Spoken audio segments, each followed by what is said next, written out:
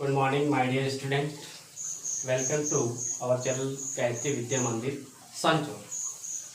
अपने पिछले दो लेक्चर के अंदर आवेश के बारे में, आवेश के कुछ गुणधर्मों के बारे में अपन ने बात की थी। आज अपना थर्ड लेक्चर है, उसमें अपन बात करेंगे परिवर्तन में।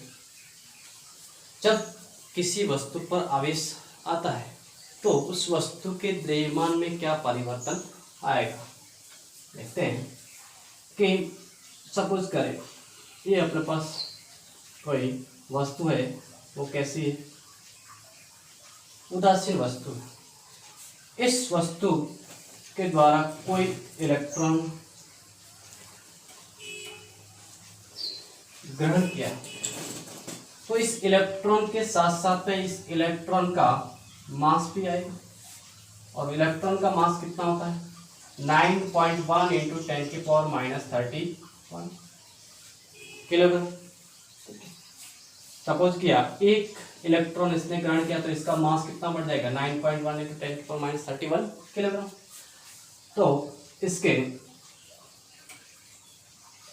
द्रव्यमान m के अंदर क्या होगी, वृद्धि। अगर ये कुछ इलेक्ट्रॉन त्याग देगा, त्यागने के कारण इसके द्रव्यमान में क्या आएगी, कमी है। अब किसी वस्तु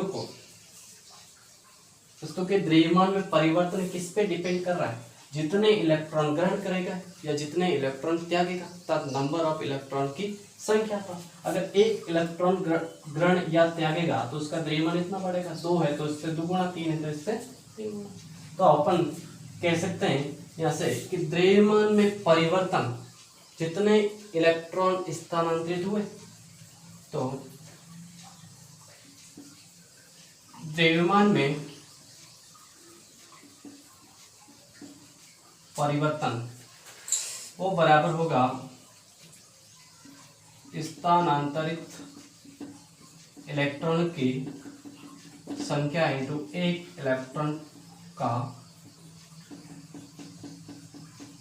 द्रव्यमान। तो अपन लिख सकते हैं डेल्टा m, द्रव्यमान में परिवर्तन हो जाएगा plus minus n into mass of electron. इस पर अपन को बहुत सारे क्वेश्चन करने, आगे जाके अपन करेंगे। ठीक है, ये अपने पास द्रव्यमान में इलेक्ट्रॉन अगर ग्रहण करेगा द्रव्यमान में वृद्धि, इलेक्ट्रॉन अगर त्यागेगा तो द्रव्यमान में कमी आएगी। ठीक है, चलो आगे अपन पढ़ते हैं आवेशन की विधियां।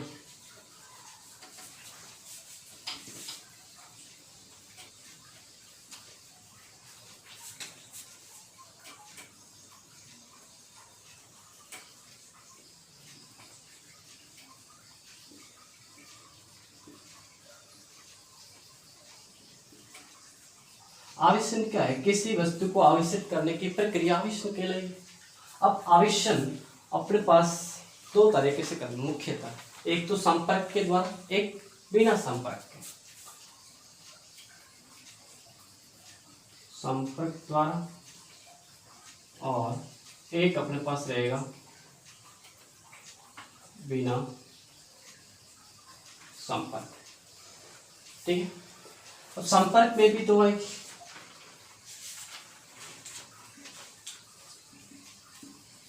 घर्षण द्वारा और चालन द्वारा। बिना संपर्क में एक आएगी, अपन उसको पढ़ेंगे केवल प्रेरण द्वारा आवेशन। अब पहले अपन स्टार्ट करते हैं घर्षण के द्वारा आवेशन।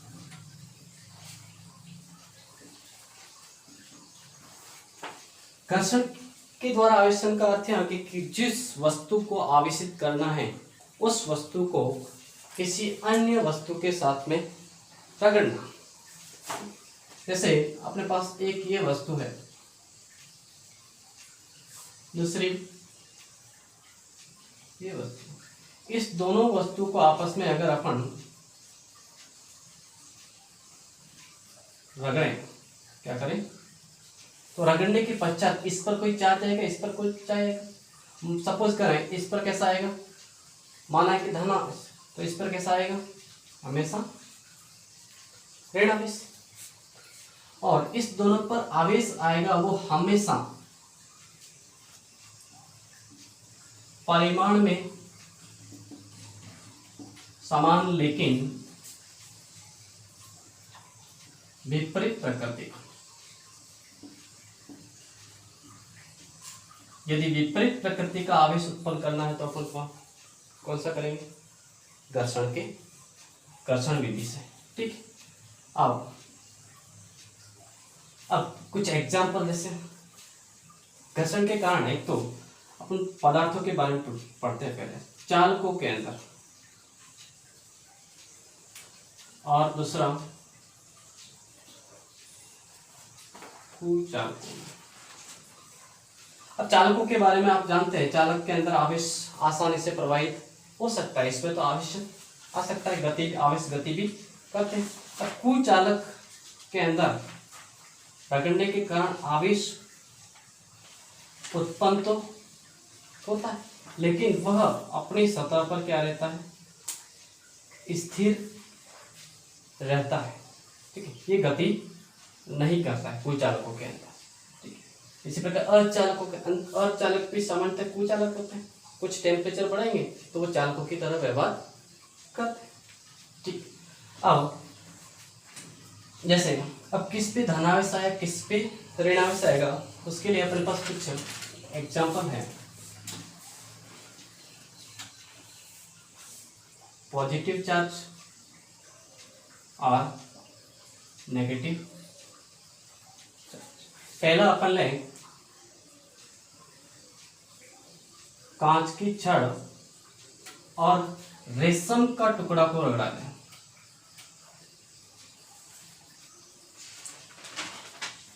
इस दोनों में जब रब करेंगे तो कांच पर धनावेश आएगा, रेशम के टुकड़े पर।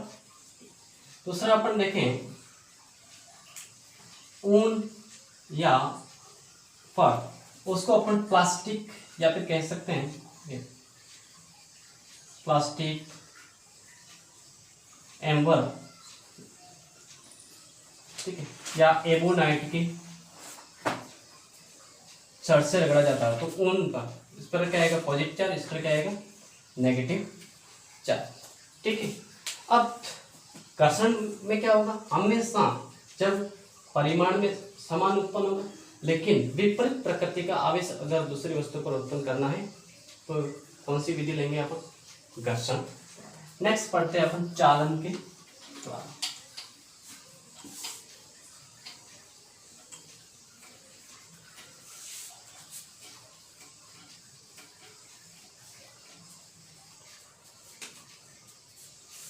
सेकंड है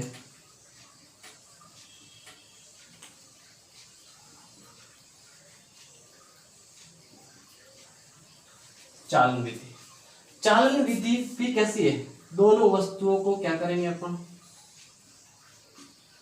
संपर्क में लाएंगे।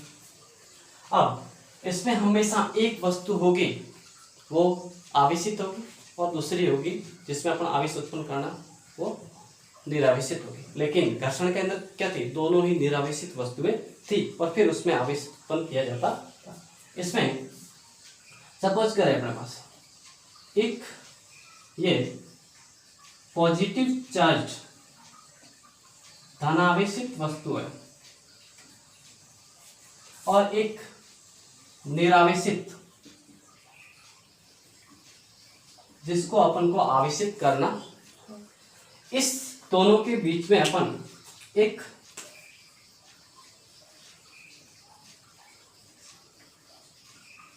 चालक तार या दोनों को अपन संपर्क में भी ला सकते हैं। इस चालक तार के द्वारा यहां से जो धन आवेश होगा वो किस में जाएगा, इसमें। अब क्वेश्चन यहां से उठेगा, अब इसमें से इसमें ही क्यों जा रहा है, इसके पास ऑलरेडी निरावेशित का, यहाँ पर जितने पॉजिटिव चार्ज होंगे उतना ही नेगेटिव चार्ज होंगे, तो यहाँ से इसमें ही क्यों जा रहा है। तो अपन ने पढ़ा होगा विभवांतर के बारे में। विभवांतर क्या होता है, विभवांतर हमेशा आवेश के प्रवाह की दिशा का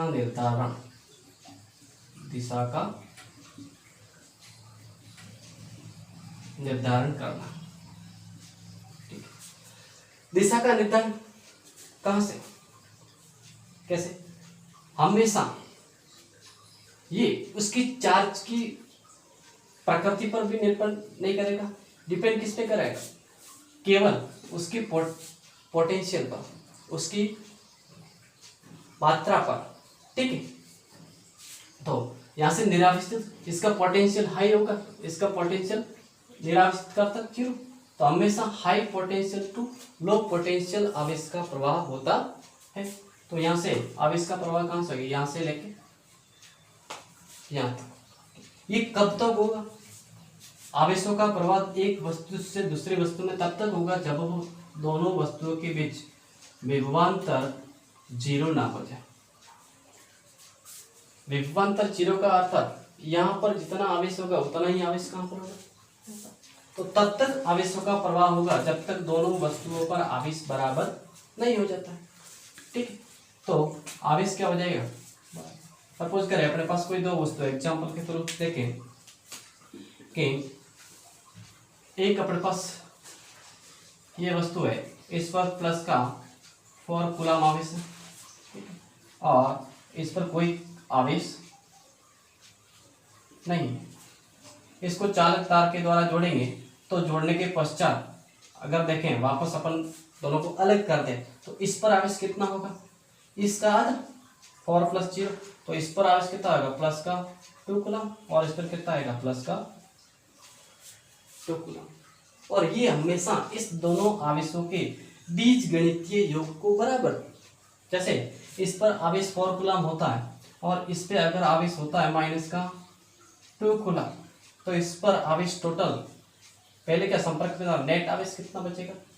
केवल प्लस का 2 कूलम, और वही डिवाइड होगा तो यहाँ पे प्लस का 1 कूलम आएगा और यहाँ पे प्लस का 1 कूलम आएगा।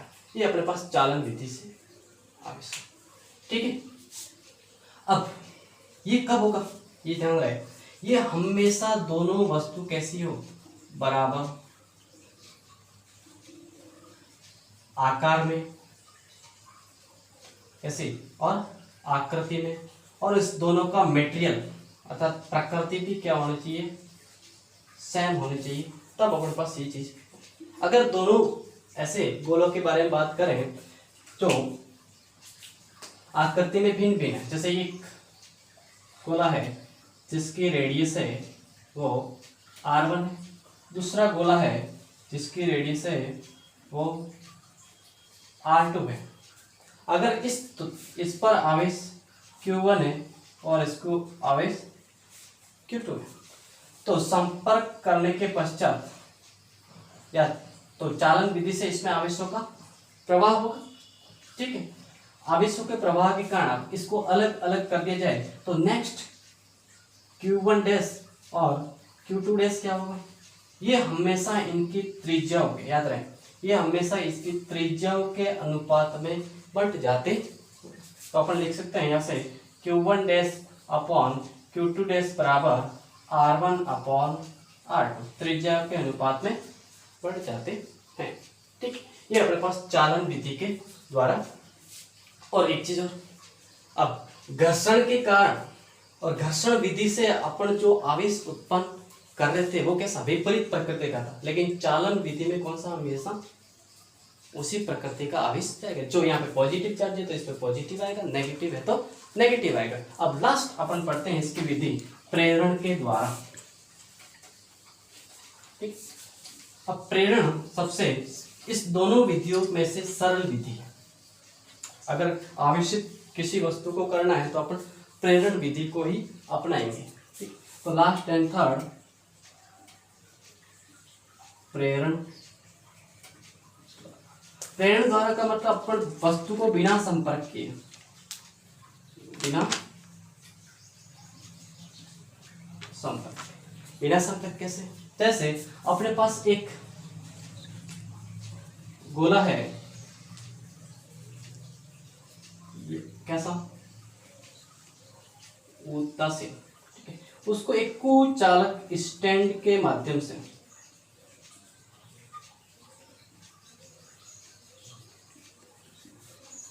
क्योंकि इसको आवेशित करना है, कुचालक क्यों लगेंगे, क्योंकि अगर यहाँ पे आवेश आएंगे तो सीधा भू संपर्क के द्वारा आवेश इसमें चले जाएंगे, इसलिए यहाँ पे अपन कैसे रखेंगे, कुचालक स्टैंड रखेंगे। अब इस उदासीन वस्तु के पास के अंदर अपन एक आवेशित छड़ लेंगे। आवेशित छड़ कोई भी हो सकते हैं, पॉजिटिव लो चाहे नेगेटिव, जैसे मैंने ये ली पॉजिटिव चार्ज। अब पॉजिटिव चार्ज वाले छड़ को अगर अपन इसके पास में लाएंगे, संपर्क बिना पास में लाएंगे तो क्या होगा, ये उदासीन गोला था, और इसको पास में लाएंगे पॉजिटिव पॉजिटिव पॉजिटिव पॉजिटिव। अब उदासीन का अर्थ क्या है, जितने इसके अंदर पॉजिटिव चार्ज हैं इक्वल टू नेगेटिव चार्ज,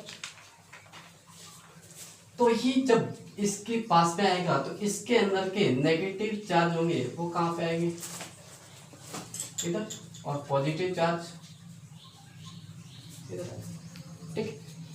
अब ये नेगेटिव, ये अब आगे क्या करें, इस पॉजिटिव चार्ज वाले इधर साइड को अपन क्या करेंगे, एक तार के द्वारा जोड़ देंगे, जिसको कहेंगे अपन भू संपर्कित कर देंगे। भू संपर्कित का अर्थ क्या है, जमीन से, जमीन के अंदर स्वयं वस्तु जितने पॉजिटिव चार्ज इतने, ये इसको संपर्क में करेंगे तो यहाँ जो इस सतह पर आवेश है वो किस में चले जाएंगे, भू संपर्क। ऐसा नहीं कि ये ऐसे, ये एक्चुअल में क्या होता है, पृथ्वी द्वारा, जैसे ये पॉजिटिव चार्ज है तो यहाँ से वो लेके आएगा कौन सा, नेगेटिव चार्ज, और इसको अब अपन ने भू संपर्कित कर दिया, यहाँ से जो आवेश था वो इसके अंदर चला गया। अब देखिए पहले किसको हटाएं, ये भू संपर्क तार और ये छड़, दोनों को ही हटाना पड़ेगा अपन को, इसके ऊपर आवेश रखना है। तो पहले अगर अपन इस छड़ को हटा दें, छड़ को हटा देंगे तो क्या होगा, भू संपर्क तार जुड़ा हुआ तो इसके जितने चार्ज, पॉजिटिव चार्ज को भी खींचेगा, नेगेटिव चार्ज को भी खींचेगा, तो इस पर कोई आवेश नहीं। तो सर इस दोनों में से पहले किसको हमेशा हटाना है, भू संपर्क को। भू संपर्क को हटा देंगे तो इस पर आवेश क्या रहेगा, ये नेगेटिव नेगेटिव नेगेटिव, और ये छड़ थी पॉजिटिव चार्ज पॉजिटिव चार्ज। अब इस छड़ को भी अगर हटा देंगे तो इस पर क्या रहेगा, केवल नेगेटिव चार्ज, और वो इस गोले के संपूर्ण सतह पर एक समान रूप से वितरित हो जाता है। ठीक है, आज अपन ने तीनों विधियों के बारे में पढ़ा। ठीक है, कल के लेक्चर के अंदर अपन पढ़ेंगे, इस पर कुछ क्वेश्चन भी लेंगे और कूलम्ब लॉ स्टार्ट करेंगे। ठीक, तो इस चैनल को सब्सक्राइब करें, लाइक करें, कमेंट करें, और धन्यवाद।